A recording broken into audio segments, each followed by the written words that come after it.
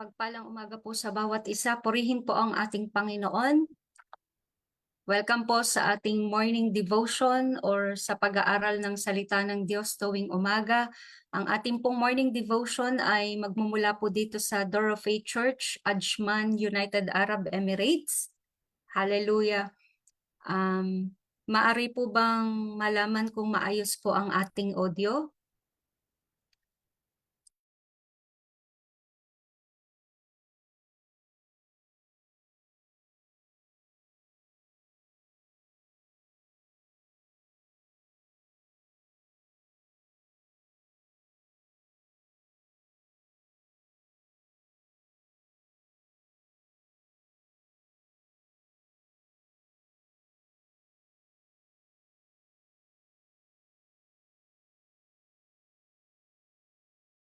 Sige po, tayo po ay magpaumpisa na. Hallelujah. At pauumpisahan po natin ito ng pag-awit sa ating Panginoon at sundan po ng ating panalangin.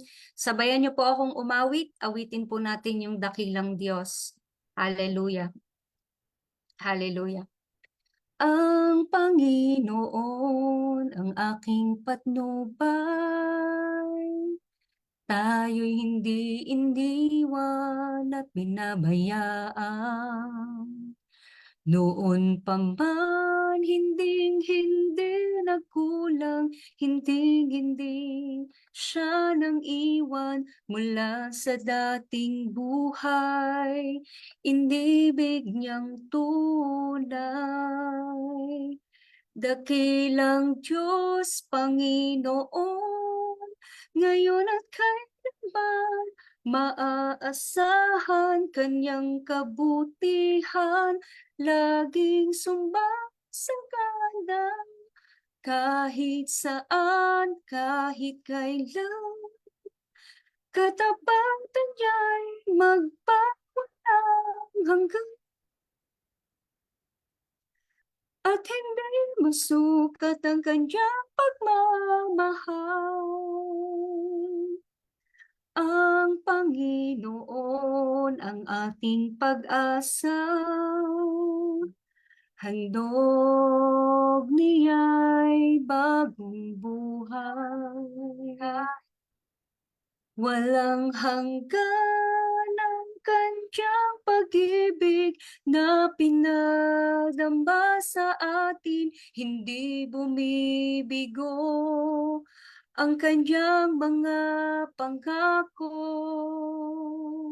Dakilang Diyos, Panginoon, ngayon at kailanman, maaasahan kanyang kabutihan, laging sumasagana, kahit saan, kahit kailan, katapatan niya magpawala hanggang at sukat ng kanyang pagmamahal. Hallelujah. Minsan pa nga po sa umpisa, hallelujah. Ang Panginoon ang aking patnubay. Tayo'y hindi iniwan at pinabayaan. Thank you, Lord. Hallelujah. Noon pa man, hindi nagkulang, hindi siya nang iwan mula sa dating buhay. Inibig niyang tunay. Sabay-sabay po natin ito mga kapatid, sabihin sa ating Panginoon. Dakilang Diyos, Panginoon, ngayon at kailanman, maaasahan kanyang kabutihan, laging sumasagana, kahit saan, kahit kailan, katapatan niya'y magpawala hanggang at hindi masukat ang kanyang pagmamahal. Sabihin po natin ito sa ating Panginoon minsan pa. Dakilang Diyos, Panginoon, ngayon at kailanman, Maaasahan kanyang kabutihan, laging sumasagana. Kahit saan, kahit kailan, katapatan niya'y magpawalang hanggan. At hindi masukat ang kanyang pagmamahal. Sa uli pong pagkakataon, dakilang Diyos, Panginoon, ngayon at kailanman maaasahan kanyang kabutihan, laging sumasagana, kahit saan, kahit kailan, katapatan niya'y magpawalang hanggan. At hindi masukat ang kanyang pagmamahal. Kahit saan, kahit kailan, katapatan niya'y magpawalang hanggan. At hindi masukat ang kanyang pagmamahal. At hindi masukat ang kanyang pagmamahal. Hallelujah, o aming dakilang Diyos, Panginoon, ngayon at kailanman maaasahan. Hallelujah, hallelujah. Thank you, Jesus. Hallelujah. Thank you, Father God. Thank you, Holy Spirit. Hallelujah. O aming Ama, aming Diyos na makapangyarihan sa lahat, maraming salamat po sa umagang ito, panibagong pag-asa po na ibinigay niyo sa amin, panibagong araw, O God. Hallelujah. Tunay kayo yung aming Diyos na dakila at tapat na pinaglilingkuran, Panginoon. Hallelujah. Lord, sa umagang ito kami ay buong puso po na lumalapit sa inyo, nagsusumamot, nagpapakumbaba. Kami po ay humihingi ng paglilinis sa inyo, anuman po ang aming mga nagawa na hindi naging kalugod-lugod sa inyo. Lord, kami po ay pakalinisin nyo sa isip, sa salita at sa gawa, at gawin nyo po kami karapat dapat sa inyong harapan, O God. Baguhin nyo po kami from glory to glory, Panginoon. Hallelujah. Lord, sa umagang ito, malaya po kayong makakilos, makapangusap sa inyong mga anak na naririto po nakatunghay sa FB Live, sa aming morning devotion. Malaya po kayong makapangusap sa inyong mga anak at loobin nyo, O God, sa pagtatapos ng aming morning devotion ay mapagpala po kami ng inyong mga salita, O God. Lord, apart from you, wala po akong kakayahan, wala po akong alam, kaya ang patuloy na pagsama nyo po at ang pagtuturo ng banal na spirito ang manguna sa amin, O God, at ang lukuban nyo po ang lingkod na ito ng inyong banal na spirito at banal na dugo, at tanging ang inyong kaluwalhatian lamang po ang makita sa aming pag-aaral ng inyong salita sa umagang ito, O God. At anumang gawa ng kaaway, sinasaway po namin ito sa pangalan niyo, Panginoong Jesus, ay hindi po ito makakakilos. Hallelujah. Inaaking po namin ang katagumpay ng aming morning devotion. Ito po ang aming sama-samang panalangin, Ama, sa tanging pangalan po ng inyong bugtong na anak na si Jesus, na aming Panginoon tagapagligtas at ng Santong Espiritu. Amen. Hallelujah. Purihin po ang Panginoon. Muli, isang mapagpalang umaga po sa bawat isa. Ang ating pong morning devotion ay magmumula po dito sa Door of Faith Church, Ajman, United Arab Emirates. At sa mga ibang lugar po ay mapagpalang hapon, tanghali, or gabi. Ano po, saan man lugarin tayo naroroon. Hallelujah. At ang oras po natin sa umagang ito dito po sa UAE ay ganap po na 1:30 ng madaling araw. To be exact po is 1:41 in the morning. Purihin po ang Panginoon. Ako po tayo sa ating pag-aaral ng salita ng Diyos.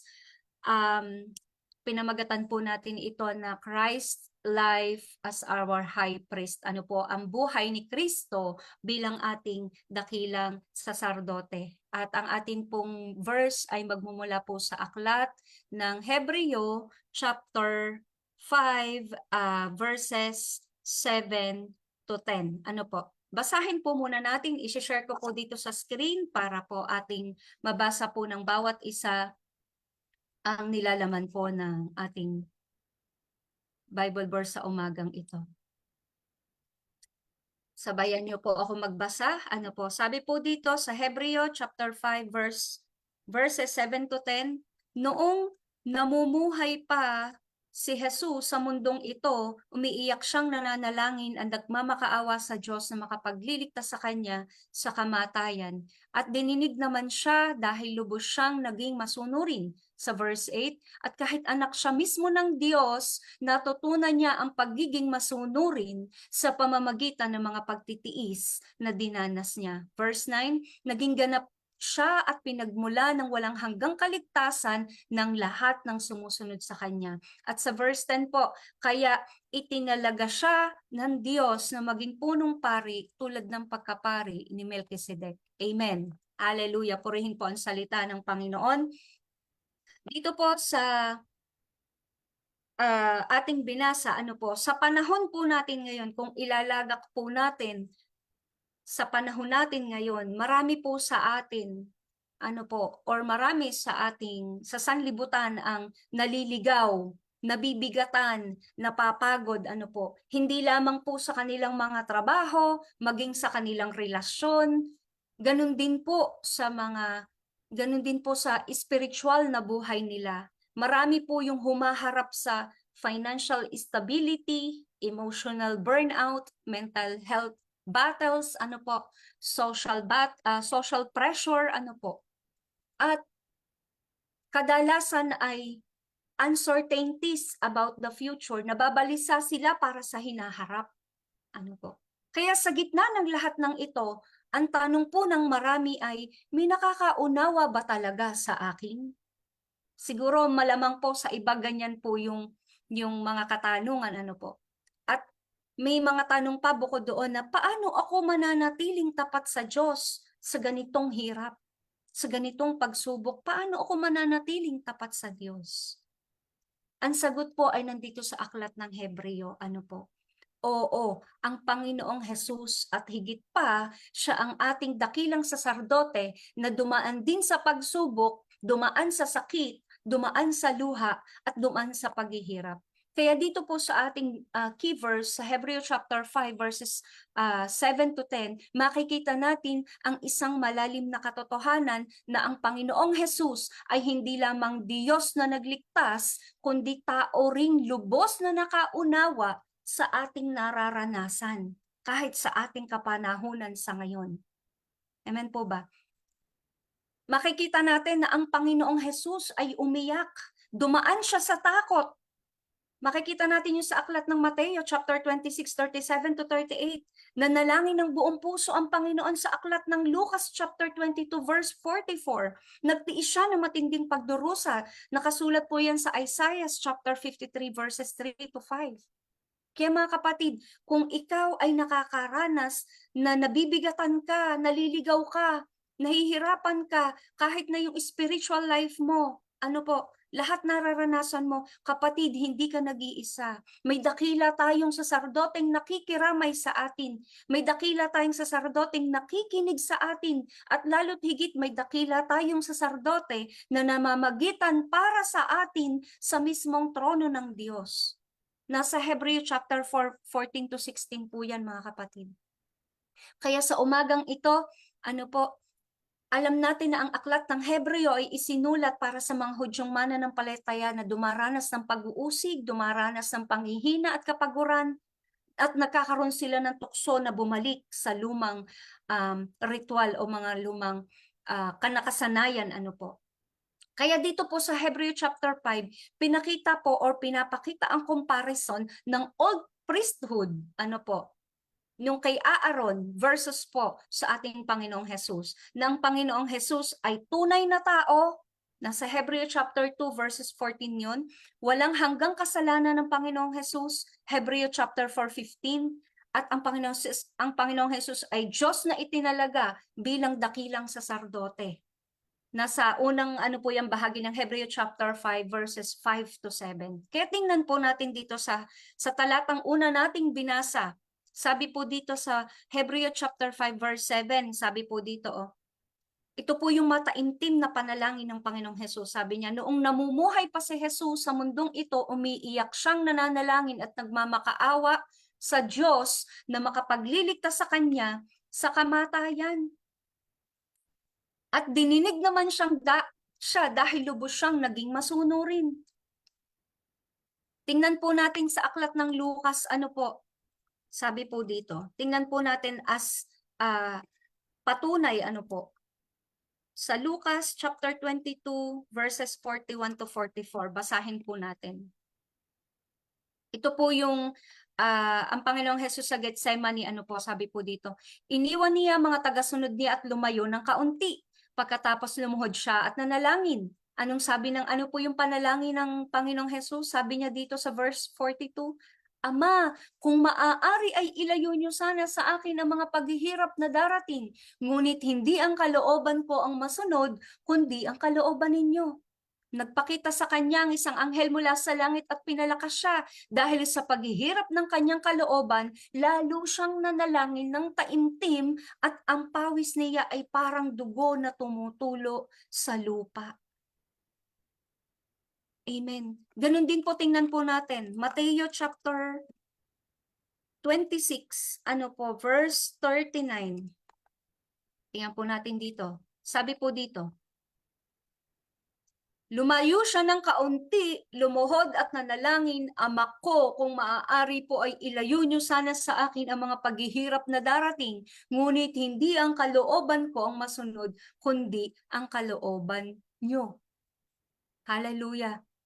Mga kapatid, naniniwala po ako sa talatang ito na ito ay tumutukoy sa alam natin na ito ay tumutukoy sa panalangin ng Panginoon Jesus sa Garden of Gethsemane. Ano po, na noon ay hiniling ng Panginoong Jesus na kung maaari ay alisin sa kanya yung darating na paghihirap. Alam niya eh, di po ba? Alam niya yung paghihirap na darating sa kanya, pero never niya pong naranasan yung paghihirap na yun.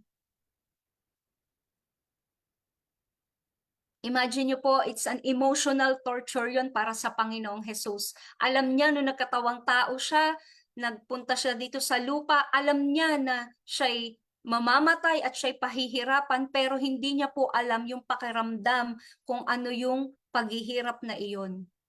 Kaya masasabi nating dakila kasi dakila siya talagang tagapagligtas, kasi as tagapagligtas, as a hero, mga kapatid, naniniwala ako na siya talaga yung dakilang tagapagligtas kasi naranasan niya mismo yung nararanasan natin na paghihirap. Kaya alam niya kung paano tayo ililigtas. Dahil kahit siya na Diyos na walang bahid na kasalanan, siya ay nakaranas ng matinding paghihirap. Ano po? At totoo ang kahilingang iyong ipinapakita nito, yung human side ng Panginoong Jesus. On the other side, parang nakakagalak kasi makikita talaga natin yung kahilingan na ipinapakita yung human side ng Panginoong Jesus, na ang bahagi niya na natural na gustong umiwas sa matinding sakit at paghihirap ng sa krus. Ano po? At sabi pa dito po sa huling part, sabi dito, at dininig naman siya dahil lubos siyang naging masunurin. He was heard.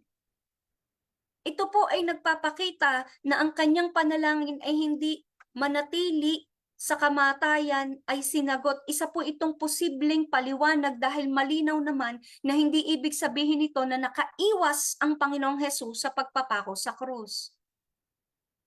Amen po ba? At dito rin po sa unang bahagi, sabi dito, noong namumuhay pa si Hesus sa mundong ito, in the days of his flesh. Ang implication po nito, mga kapatid, ay ang mga araw na ang Panginoong Jesus ay hindi limitado sa panahon na siya ay naging tao. Hindi mo sasabihin na noong panahon ng tao pa si Abraham Lincoln, maliban kung may panahon na hindi siya tao. Kaya't pinapaalaala po sa atin sa talatang ito ang turo tungkol sa eternal existence ng Panginoong Hesus. Ano po? Ayan o, umiiyak siyang nananalangin at nagmamakaawa sa Diyos. Yan po ay nagpapakita ng tunay na human experience ng Panginoong Hesus. Hindi siya robot. Naramdaman niya ang bigat ng pagdurusa.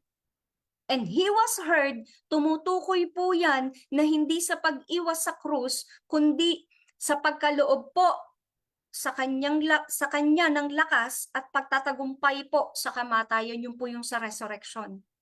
Ano po yung pinupunto natin dito mga kapatid? Pinupunto po natin is Jesus understands human suffering because He lived through it. Nauunawaan po ng Panginoong Jesus yung human suffering, yung ating paghihirap. Dahil bakit? Kasi He lived through it, naranasan niya. Naunawaan ng Panginoong Jesus ang pagdarusa ng tao dahil naranasan niya ito mismo. Kaya masasabi talaga nating dakilang tagapagligtas ang Panginoong Jesus. Kung ang anak ng Diyos ay nanalangin ng may luha, mga kapatid, prayer is not weakness. It is strength. Tatandaan po natin yan. Kaya ang challenge sa atin sa verse na ito, sa umagang ito, are we truly bringing our pain to God? Or we truly bringing our pain to social media? Nakaunting maramdaman natin, takbo sa cellphone, sa Facebook, IG o kung saan man at post. Or takbo sa kaibigan at doon sasabihin lahat ng nararamdaman. Sa anxiety, gaya po doon sa Gethsemane. Lumuhod po tayo sa panalangin katulad ng ginawa ng Panginoong Jesus. Sa depression mga kapatid, umiyak tayo sa Diyos. Lumapit tayo. Umiyak tayo sa Diyos na nakakaranas din ng pagdadalamhati. Sa mga difficult decisions, nahihirapan kang magdesisyon, sabihin natin, not my will, Panginoon, but yours will be done, O God. Sabihin po natin yun. Hindi na po ang aking, hindi na po saganang lakas ko o saganang akin ang mangyari, kundi ang inyong kalooban, Panginoon, ang mangyari. Amen. At alam nyo, kapag ginawa po natin yan, alam natin sa Salmo chapter 34 verse 17 po. God hears the cries of the righteous. Ano po, sabi po dyan, no, sa Salmo chapter 34 verse 17. Sabi po dito, tinutugon ng Panginoon ang panalangin ng mga matuwid at inililigtas sila sa lahat ng mga suliranin. Amen. Hallelujah. Kaya tayo lumapit sa Panginoon, nakakaramdam ka ng paghihirap, ng pagdurusa, anxiety, depression, sa mga difficult decisions. Lapit tayo sa Panginoon, lumuhod tayo sa panalangin, iiyak natin sa Panginoon. Hallelujah. Tuloy po tayo. Sabi po dito sa verse 8 na po tayo ng Hebreo chapter 5, ang Panginoong Jesus po ay natutong sumunod sa pamamagitan ng paghihirap. Sabi po dito sa verse 8 to 9, at kahit anak siya mismo ng Diyos, natutunan niya ang pagiging masunurin sa pamamagitan ng mga pagtitiis na dinanas niya. Sabi pa dito sa unang part ng 9, naging ganap siya at pinagmula ng walang hanggang kaligtasan. Amen. Sabi nga po sa aklat ng Hebreo chapter 2 verse 10. Tingnan natin bilang pagpapatunay. Hebreo chapter 2 verse 10. Perfected through suffering, sabi po dito. Ginawa ng Diyos ang lahat ng bagay at ginawa niya ito para sa sarili niya na magampanan ni Jesus ang nararapat bilang pinagmumulan ng kaligtasan. Sa ganoon, maraming mga tao ang magiging kanyang mga anak na kanyang mapaparangalan. Amen. Hallelujah. Ganon din po sa Pilipos chapter 2 verse 8, mga kapatid. Pilipos chapter 2. Pilipos chapter 2 verse 8. Sabi rin po dito, at sa pagiging tao niya, nagpakumbaba siya at naging masunurin sa Diyos hanggang sa kamatayan, maging sa kamatayan sa krus. Hallelujah. Mga kapatid, ang perfection at learning dito na matatagpuan natin, sa Hebreo chapter 5 verses 8 to 9. Ang perfection at learning dito ay hindi tumutukoy po sa kanyang pagiging divine character. At hindi rin po ibig sabihin na siya ay makasalanan at saka lang naging perfect. Hindi po. Sa halip, ang kanyang mga paghihirap ay nag-perfect po sa kanyang human nature sa pamamagitan ng pagbibigay sa kanya ng mas personal na pagkaunawa sa mga pinagdadaanan natin para mas malalim siyang makaramay dahil naranasan niya mismo ang pagiging tao, mga kapatid. Amen. Kasabay nito mga kapatid, pinatunayan niya na siya ay walang kasalanan at tinupad ang buong katuwiran sa pamamagitan po ng matagumpay na paglaban sa bawat tukso. Nagbigay din po siya ng perfect na example para sundan natin. Ano yun? Yung mga bagay na hindi natin makikita in action kung hindi siya naging tao. Kaya naman talagang masasabi nating accurate na may mga bagay siyang na-accomplish ng mas better bilang tao. Ano po? Kaya mga kapatid, ang learning obedience ay hindi dahil nagkulang siya, kundi nauunawaan ng Panginoong Hesus ang pagdurusa ng tao dahil naranasan niya mismo sa karanasan ang paghihirap ng pagsunod bilang tao. Kaya pinapatunayan ng Panginoong Hesus, obedience is possible even in pain. Sinlessness is possible through complete surrender, mga kapatid. Ang pagiging walang kasalanan ay posible sa pamamagitan ng ganap na pagsuko natin.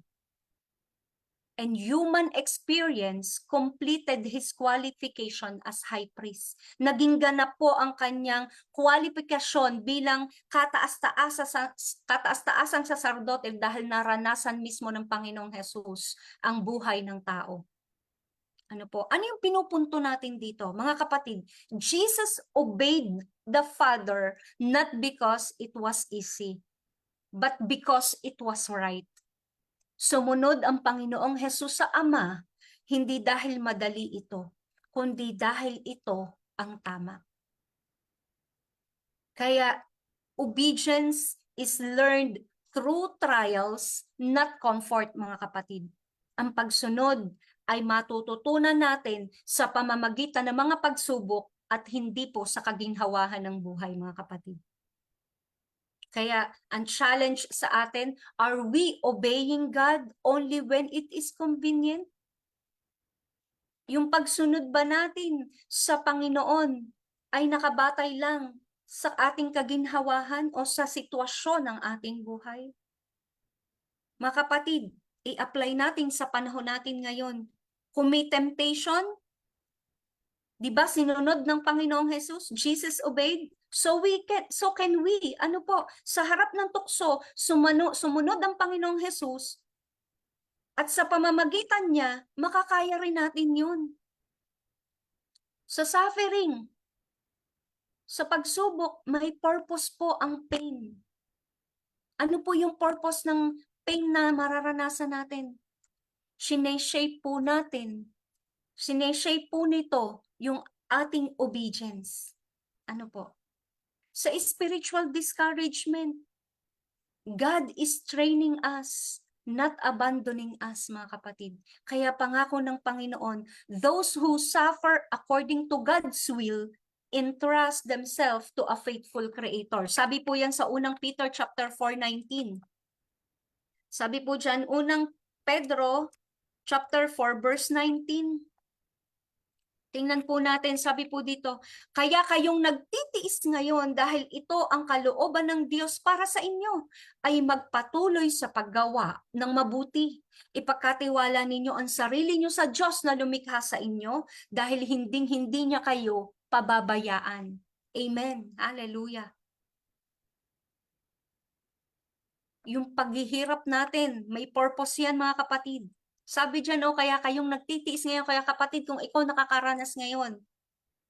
At dahil ito ang kalooban ng Diyan, ang kalooban ng Diyos para sa iyo, magpatuloy ka lang sa paggawa ng mabuti. Pagkatiwala mo yan, pagkatiwala mo lahat sa Panginoong Diyos na lumikha sa iyo.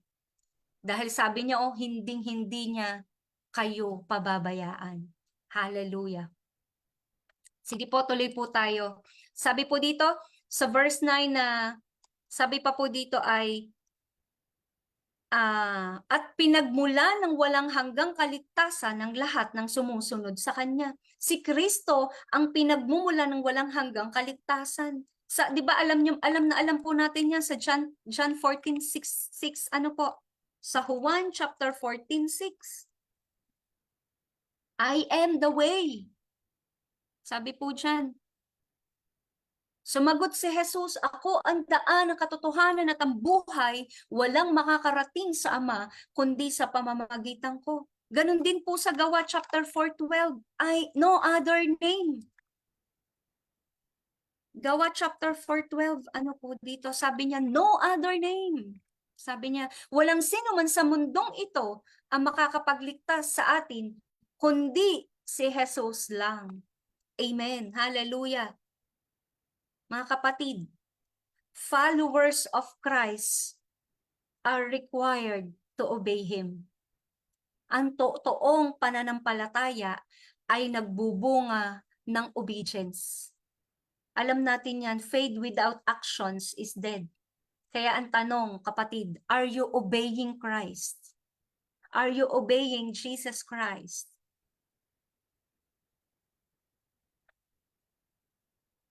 Kaya sabi niya, ang eternal salvation ay para sa lahat ng sumusunod sa Kanya. Lahat ng sumusunod sa Kanya ang eternal salvation, mga kapatid. Hindi po may kasunod po yung lahat eh. Lahat ng sumusunod sa Kanya. And obedience is not the root. Faith is the root, mga kapatid. But obedience is the fruit of true faith. Ulitin ko, mga kapatid. Obedience is not the root. Faith is the root, but obedience is the fruit of true faith. Amen. Hindi ang pagsunod ang ugat, kundi pananampalataya. Ang pagsunod ang bunga ng totoong pananampalataya, mga kapatid. Anong pinupunto natin dito? True salvation produces real obedience. Ang tunay na kaligtasan ay nagbubunga ng tunay na pagsunod. Ang totoong naligtas ay tunay ding sumusunod. Amen. Hindi po sapat ang lip service. Kailangan po ng life service. Hindi sapat ang kibit-balikat at salitang mabubulaklak, mga kapatid. Kailangan ng buhay na nagpapatunay. Hindi sapat ang lip service. Kailangan ng life service, ang pananampalatayang nakikita sa araw-araw na paglakad natin. Kaya, are you obeying Christ daily? O paminsan-minsan lang? Kaya, prioritize holiness po sa gitna ng polluted na panahon natin ngayon. Obey the word of God kahit countercultural. Ano po? Tapat na pagsunod sa salita ng Diyos kahit kontra sa agos ng mundo. Live out faith sa work. Sa lahat ng lugar, mga kapatid. Live out our faith. Kaya pangako ng Diyos, those who follow me will never walk in darkness. John 8:12. Pagpaumanhin niyo po ng kaunting extension, ano po? John 8, Juan chapter 8 verse 12, those who follow me will never walk in darkness. Sabi niyo, muling nagsalita si Jesus sa mga tao, ako ang ilaw ng mundo, ang sumusunod sa akin ay hindi na namumuhay sa kadiliman, kundi magkakaroon ng ilaw na nagbibigay buhay. Amen. Hallelujah. Kaya napakadakila talaga. Dakilang saserdote talagang Panginoong Jesus.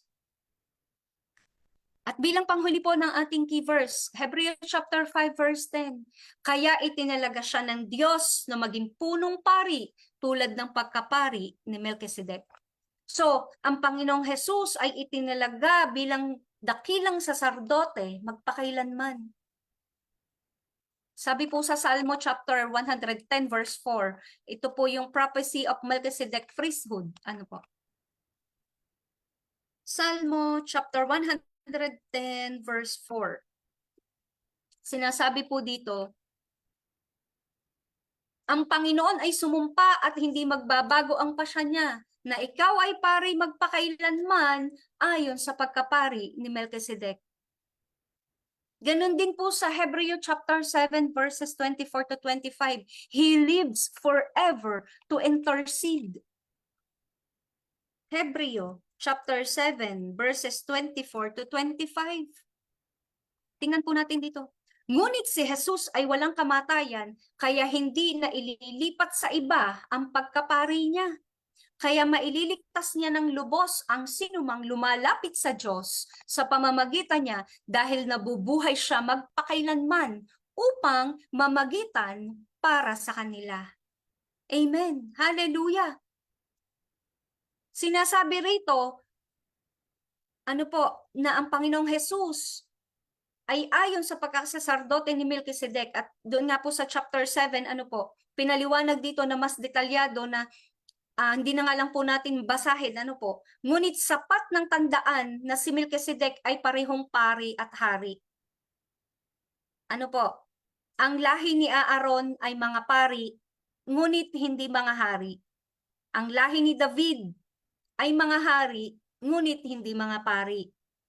Magkaibang tungkulin po ito sa lumang tipan, mga kapatid. Ngunit itong si Melchizedek ay nagtataglay po ng parehong tungkulin bilang priest and king. At ito po ay larawan ng uri ng pagkasaserdote po ng Panginoong Hesus. Siya ang paring hari na namamagitan sa Diyos at sa tao at naghahari sa katuwiran at kapayapaan. Ano po? Muli, ito po yung nagpapatunay na ang Panginoong Hesus, ang kataas-taasang high priest, higit sa lahat ng tao at tanging siya lamang po ang karapat dapat tumayo sa harapan ng Diyos para sa atin. Amen. Ang priesthood po ng Panginoong Hesus ay eternal.